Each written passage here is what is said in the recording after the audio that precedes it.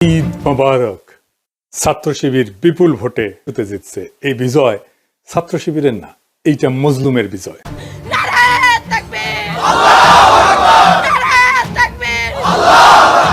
জগন্নাথ বিশ্ববিদ্যালয় কেন্দ্রীয় শিক্ষার্থী সংসদ জকসো নির্বাচনে শীর্ষ ৩ পদেই জয়ী হয়েছে ছাত্র শিবির সমর্থিত অদম্য জবিয়ান ঐক্য প্যানেল।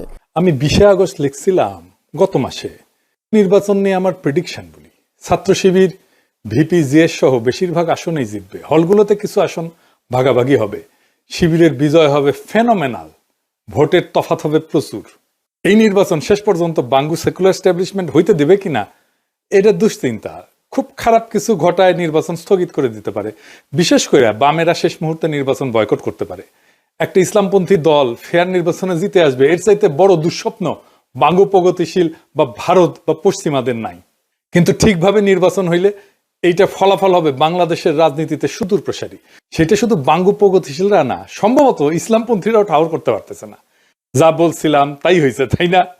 এই ফলাফল বাংলাদেশের সেকুলার এস্টাবলিশমেন্টের জন্য এক ভয়ানক দুঃসংবাদ। পুরা সেকুলার এস্টাবলিশমেন্ট কিন্তু দাঁড়াইছিল শিবিরের বিরুদ্ধে। শেষ রক্ষা হয় নাই।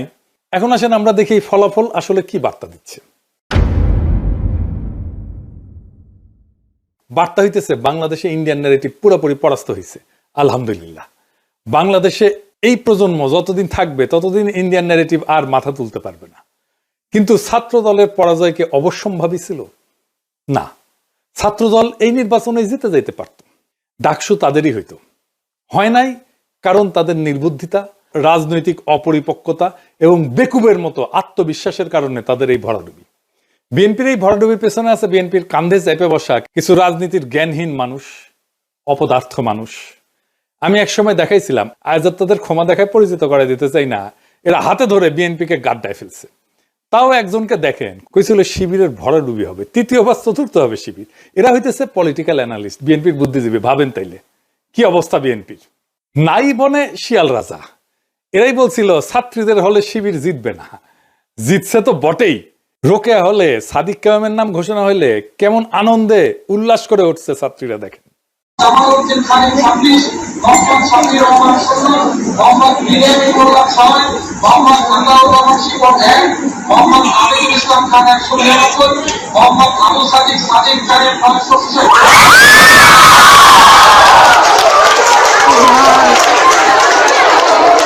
আপনারা জানেন যে 5ই আগস্টের পর যখন ছাত্র দলের ছাত্র শিবির সংঘাত শুরু হইল, আমি তখন নিজ দায়িত্ব নিয়ে এই দুই দলের ভেতরে সংঘাত বন্ধ করার উদ্যোগ নিচ্ছিলাম। সেই মিটিং এ শিবিরের প্রেসিডেন্ট সেক্রেটারি উপস্থিত থাকলেও ছাত্রদল প্রতিশ্রুতি দিয়ে হাজির হয় নাই। আমি কেন তাদের মধ্যে নেগোসিয়েশনের উদ্যোগ নিয়েছিলাম? কারণ আমি সেন্স করতে পারছিলাম বিএনপি মারাত্মক একটা ভুল করতেছে। তারা ধীরে ধীরে আওয়ামী ন্যারেটিভ গ্রহণ করতেছে। আওয়ামী লীগ যা বলতো তাই দিয়ে সে জামাতের বিরোধিতা করতেছে। আমি বিএনপির শীর্ষ নেতৃত্বকেও বলছি এইটা ভুল স্ট্র্যাটেজি। আমি উনাদের উদাহরণ দিয়ে বলছিলাম, ধরেন গোলাম আজম একজন স্বাধীনতা সংগ্রামী, ভারতের অটল বিহারী বাজপেয়ীর মতো আর কি। তাইলে আপনি জামাতের রাজনৈতিক বিরোধিতা কেমনে করতেন? আপনি তো তারে স্বাধীনতা বিরোধী বলতে পারতেন না, মুক্তিযুদ্ধ বিরোধী বলতে পারতেন না। তো তাহলে অটল বিহারী বাজপেয়ীর মতো যদি গোলাম আজম স্বাধীনতা সংগ্রামী হইতো, তাইলে কিভাবে আপনি বিরোধিতা করতেন? সেভাবে করেন। আওয়ামী লীগ যা বইলা জামাতকে ঘায়েল করতো সেইটা বললে আপনি আওয়ামী লীগ হয়ে যাবেন। তাই হয়েছে। আপনি জামাতকে রাজাকার, স্বাধীনতা বিরোধী, পাকিস্তানপন্থী কিছু বইলাই দমাইতে পারবেন না। উল্টা জামাতের লাভ হবে, হয়েছে না? এর ফলে বিএনপি তার অ্যান্টি ইন্ডিয়া ভোট ব্যাংক হারাবে। তাই হারাইছে। সে আওয়ামী লীগের ভোট পাইছে। আপনি জগন্নাথ হলের ভোটের হিসাব দেখেন, দেখেন জগন্নাথ হলের পুরা ভোট মোটামুটি বিএনপি পাইছে, তাই না? তো তার মানে সে আওয়ামী লীগের ভোটটা নিচ্ছে আর নিজের ভোট হারাই ফেলছে। আর জামাত কি করছে? যে anti India vote bank intact রেখে সেকুলার ভোট টানার কৌশল নিতে পারছে।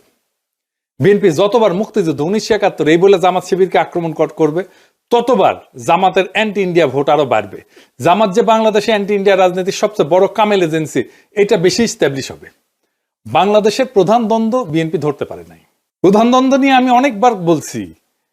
আমি এই বিষয়ে বলছিলাম যে বিএনপির এই আওয়ামী মুক্তিযুদ্ধের রাজনীতি পরাজিত হবে। আমি বলছিলাম, শোনেন এডিটর সাহেব একটু শোনায় দেন আমার আগের ইয়ে থেকে, দ্বন্দ্বটাও আবার শুনলে আবার মনে হবে যে কি বলছিলাম। শোনান এডিটর সাহেব। একটা সমাজে নানা রকম দ্বন্দ্ব থাকে। একটা নদীতে যেমন নানা ধরনের স্রোত থাকে, একটা না অনেকগুলো স্রোত থাকে, ছোট বড় মাঝারি। তেমন সমাজেও থাকে। যেমন ধরেন আমাদের দেশে ধনী গরিবের একটা দ্বন্দ্ব আছে না, সেকুলার আর ধর্মবাদীর একটা দ্বন্দ্ব আছে না, ইংরেজি জানাদের সাথে বাংলা মিডিয়ামের দ্বন্দ্ব আছে না, শহর আর গ্রামের দ্বন্দ্ব আছে না? আছে। শহরের লোকেরা তো গ্রামের লোকদের তাচ্ছিল্য করে খ্যাট বলে, তাই না? বড় লোক আর গরিবের দ্বন্দ্ব আছে না? এইরকম অসংখ্য দ্বন্দ্ব পাইবেন দেশে। এই দ্বন্দ্বগুলোই রাজনীতি, কনফ্লিক্ট সিচুয়েশন, এটাই রাজনীতি। একটা পক্ষের সাথে আর একটা পক্ষের দ্বন্দ্ব, এই রাজনীতি, এটাই রাজনীতি। কিন্তু এর মধ্যে একটা প্রধান দ্বন্দ্ব থাকে, এক নাম্বার, সেটা খুঁজে বের করতে হয় কোনটা প্রধান দ্বন্দ্ব। এটাই পলিটিক্যাল ওয়ার্কারদের কাজ, এটাই রাজনৈতিক নেতাদের কাজ। আপনি ইতিহাসে তাকাইলে দেখবেন ব্রিটিশ আমলে প্রধান দ্বন্দ্ব কি ছিল? ব্রিটিশদের সাথে আমাদের দ্বন্দ্ব না, না তা না। প্রধান দ্বন্দ্ব ছিল জমিদার আর প্রজাতি। অসংখ্য কৃষক বিদ্রোহ হয়েছে, এর ফলশ্রুতিতে পাকিস্তানের জন্ম হয়েছে। ভারতের স্বাধীনতা আন্দোলন আর পাকিস্তান সৃষ্টি এক না, দুইটা আলাদা দ্বন্দ্বের ফল। পাকিস্তান আমলে দ্বন্দ্ব কি ছিল? বাঙালি আর অবাঙালিদের, তাই না? হাসিনা আমলে দ্বন্দ্ব কি ছিল? প্রধান দ্বন্দ্ব ভারতীয় আধিপত্যবাদের প্রত্যক্ষ সেবাদাসী ফ্যাসিস্ট হাসিনার সাথে বাংলাদেশের নাগরিকদের মুক্তির আকাঙ্ক্ষার দ্বন্দ্ব। দুই পক্ষ, হাসিনা অ্যান্টি হাসিনা। এখন হাসিনা নাই, কিন্তু সেই প্রধান দ্বন্দ্ব আছে। ভারতীয় আধিপত্যবাদের প্রত্যক্ষ সেবাদাসী হয়েছেন আপনারা, বিএনপি। এখন আপনাদের সাথে বাংলাদেশের নাগরিকদের মুক্তির আকাঙ্ক্ষার দ্বন্দ্ব শুরু হয়েছে। এই লড়াইয়ে আপনারা পরাজিত হইবেন, অবশ্যই হইবেন। এটাই ইতিহাসের শিক্ষা। আজ হোক কাল হোক পরাজিত হইবেন। ইন্ডিয়ান সালসা খাইয়া যারাই বাংলাদেশের রাজনীতি করতে আসবে ধ্বংস হইয়া যাবে। যেই আসুক, যত বড় দল আসুক, মাথাতে রেখেন, কামে দিবে। যত কৌশল নেন আমাদের বিরুদ্ধে, কোনোটাই কোনো কাজে দিবে না, কোনো কাজে দিবে না। তো বলছিলাম, যত কৌশলই নেন না কেন, কোনোটাই কাজে দিবে না। কাজে দেয় নাই। ভারতীয় বয়ান জয় বাংলা হয়ে গেছে। ইন্ডিয়া যে হারছে সেটা নিজুম মজুমদারের আহাজারিতে শোনেন। ইলেকশনের আগে সে বাক্যধারী ছিল, সে বলছিল যে ওরাও হারবে, আপনারাও হারবেন, মানে বিএনপি করছে আর কি। শুনেন, শুধু আপনার বিবেচনার উপর একটু ছেড়ে দেই। Now it is your call, it's your take. সিদ্ধান্ত আপনার। কালকে নির্বাচন, প্রশ্নের জবাবটা আপনারাই দিয়ে দেন। যদি জামাত শিবির নির্বাচিত হয়, হেরে গেছি, আপনারাও আমরাও সম্মিলিতভাবে। প্লিজ হেরে যায়েন না। তো বিএনপি কেন এইভাবে দুর্বল হয়ে গেল? হাসিনা বিরোধী লড়াইয়ে হাসিনার ন্যারেটিভ ভাঙায় বিএনপির কোনো ভূমিকা ছিল না। আর কালেকটিভ লড়াইয়ে বিএনপির সংখ্যা ছাড়া কোনো ইন্টেলেকচুয়াল ইনপুট ছিল না। এটা সত্য। এটা বিএনপির পছন্দ হবে না, কিন্তু যাই হোক, এটা সত্য। এটা বিএনপি বুঝতে পারেনি, নিজেও বুঝতে পারেনি, জনগণও বুঝতে পারেনি যে বিএনপির ইন্টেলেকচুয়াল ইনপুট নাই। 5ই আগস্টের পর ক্রেডিট নেওয়ার পালা চলছে, কে কত বড় মাস্টার মাইন্ড তার হিসাব করছে। এই কাজগুলো আমরা করতাম, ন্যারেটিভ বিল্ডিং এটা আমরা করতাম। এবং বিএনপি যখন থেকে আমাদের কাছ থেকে দূরে সরে গেছে, হিসাব করে দেখেন, তখনই বিএনপি দিগ্ভ্রান্ত হয়েছে আর জনসমর্থন কমতে শুরু করছে। আমি বলতেছি না যে আমাদের জন্যই কমছে, বরং কমছে এই কারণেই যে আগে আমরা যে ন্যারেটিভ তৈরি করতাম এটা তো বিএনপির জন্যই করতাম। ফ্রি করতাম, ডিফেন্ড করতাম তো বিএনপিরই, ফ্রি। এখন তার করি না, তাই সব দুর্বলতা ফসাদ করে বের হয়ে গেছে। বিএনপি জামাতের রাজনৈতিক বিরোধিতা কিভাবে করতে পারত, এই নিয়ে আমার পরের এপিসোড দেখবেন। এখন জামাত কইতে পারেন, দাদা আপনি এইভাবে স্ট্র্যাটেজি কইয়া দিতেছেন, ভয় নাই, কইয়া দিলেও শুনবে না ওরা। আর যদি শুনেও তাতে আপনাদের ক্ষতি নাই। রাজনীতির জ্ঞান বিএনপির লবডাঙ্কা হইলেও ইগো আছে টনটনা, 16 আনার উপরে 18 আনা। এখন প্রশ্ন হইল, বিএনপি কেন এই রাজনৈতিক অবস্থান নিল? কারণ বিএনপি ডরাইতেছে যে ইসলামপন্থীরা ইমার্জ করছে, লীগ আর বামেরা না থাকলে সে এটা সামলাইতে পারবে না। তারা এটা বুঝাইছে ইন্ডিয়া, তাই লীগের ভোট তাদের লাগবে। কিন্তু সেটা নিতে গিয়া যে নিজের ভোট ব্যাংক দেউলিয়া হয়ে যায়, 10 জয় বাংলা হয়ে যাইতেছে, তার কোনো খেয়াল নাই। রাজনীতিতে পলিটিক্যাল এনিমি বা দুশ্মন সিলেক্ট করতে হয়। আওয়ামী লীগ বিএনপির দুশ্মনের মর্যাদাও দিতে চায় নাই, সে তার দুশ্মন বানাইছিল জাতীয় পার্টিকে, গৃহপালিত দুশ্মন আর কি। হাসিনা চলে যাওয়ার পরে বিএনপি চাইছিল প্রথমে যে আওয়ামী লীগ তার দুশ্মন হোক, সেই জন্য সে আওয়ামী লীগ নিষিদ্ধ চায়নি। আওয়ামী লীগ দল নিষিদ্ধ হওয়ার পরে সে চাইছে জাতীয় পার্টি তাদের দুশ্মন হোক, মানে বিরোধী দল হোক। এটাও ইন্ডিয়ার প্রেসক্রিপশন। তারা কখনোই চায় নাই জামাত বিরোধী দল হোক, এমনকি এনসিপি হোক। এখন নিজেরই বিরোধী দল হওয়া লাগবে। এখন শিবিরের এই বিজয়, ডাকসুতে বিজয়, কি অর্থ বহন করে বা এটা কোথায় যাইতে পারে? এই ডাকসুই আগামী সরকারের ছায়া। যদি সে রাজনৈতিক দল ক্ষমতায় যাওয়ার জন্য তৈরি থাকে। 1971 ঠিক আগে আগে তোফায়েল আহমেদ জিতছিল, আসম আব্দুর রব জিতছিল ছাত্রলীগ থেকে। তারপরেই আসছে 71-এ মুজিবের ক্ষমতা নেওয়া, 1990-এ আমানুল্লাহ আমার খোকনের জেতা, একই রকম। তাই এইবারে ডাকসুতে ছাত্র শিবিরের বিজয় এটাই বলতেছে আগামী জাতীয় নির্বাচনে বিএনপির বিজয় এখন অনিশ্চিত। এনসিপিও আর রাজনীতিতে জায়গা করে নিতে পারবে না।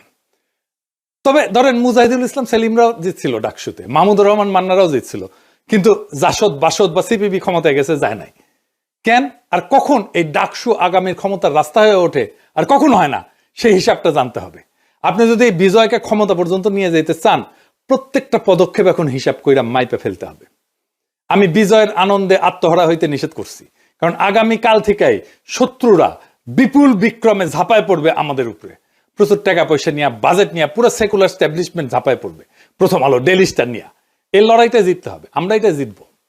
বাঙ্গুয়েলুট সেকুলার স্ট্যাবলিশমেন্ট জানে না আমরা কই দিয়া কেমনে চাপা মেট দিব, কিন্তু আমরা দিব, এবং আমরা ওদের সাথে আগায় আসছি। ওরা চলে ডালে ডালে, আমরা চলি পাতায় পাতায়। ফাইনালি বিএনপি নেতা কর্মীদের বলি, এবার বুঝছেন তো ভাই, সবার উপরে এইটা ন্যারেটিভ তৈরির ক্ষমতা, এটাই আসল পাওয়ার।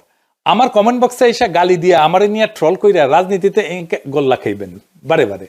পলিটিক্যাল পাওয়ারটা তৈরি হয় মানুষের অন্তরের খবর জানার মধ্যে দিয়ে, আর তার ভিত্তিতে রাজনৈতিক কৌশল তৈরিতে। সংখ্যা এখানে কোনো মোটেই গুরুত্বপূর্ণ বিষয় না। আমি 1 জন 2 জন 3 জন 4 জন না 10 জন, আর আপনারা 1 কোটি কিনা কিচ্ছু যায় আসে না। আপনি 10 জনের কাছে হাইরা যাবেন। জাতীয় নির্বাচনে একই ঘটনা ঘটবে, তৈরি থাকেন।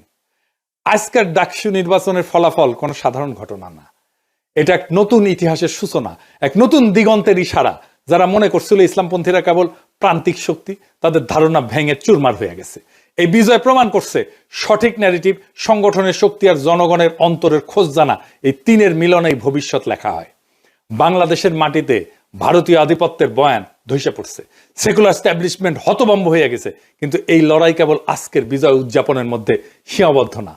এখন থেকে শুরু হবে আসল সংগ্রাম, ন্যারেটিভ ধরে রাখা, তা আরো বিস্তৃত করা, আর জাতীয় রাজনীতির ময়দানে এই বিজয়কে রূপান্তর করা। ইতিহাস সাক্ষী, ডাকসু কখনো কেবল বিশ্ববিদ্যালয়ের দেয়ালে আটকায় থাকে না, এটা পুরো জাতির রাজনীতির পূর্বাভাস হয়ে ওঠে। তাই এই বিজয় কেবল একটা সংগঠনের না, এটা একটা প্রজন্মের, একটা জনগণের, একটা আন্দোলনের, একটা বিপ্লবের জয়। আমাদের দায়িত্ব এখন দ্বিগুণ। শত্রুপক্ষ আসবে সর্বশক্তি নিয়ে, মিডিয়া তার অর্থবল নিয়ে, কিন্তু আমাদের হাতে আছে সেই শক্তি যা তাদের নাই, মানুষের অন্তরের খোঁজ জানা আর ন্যারেটিভ তৈরি করার ক্ষমতা। এটাই আসল শক্তি, এটাই আসল পুঁজি। তাই বলি, আজকের ডাকসুর বিজয়কে আগামীর বাংলাদেশের পথ চলার ভিত্তি কইরা গড়ে তুলতে হবে। আত্মতুষ্টিতে না, দৃঢ় কৌশলে আগায় যান।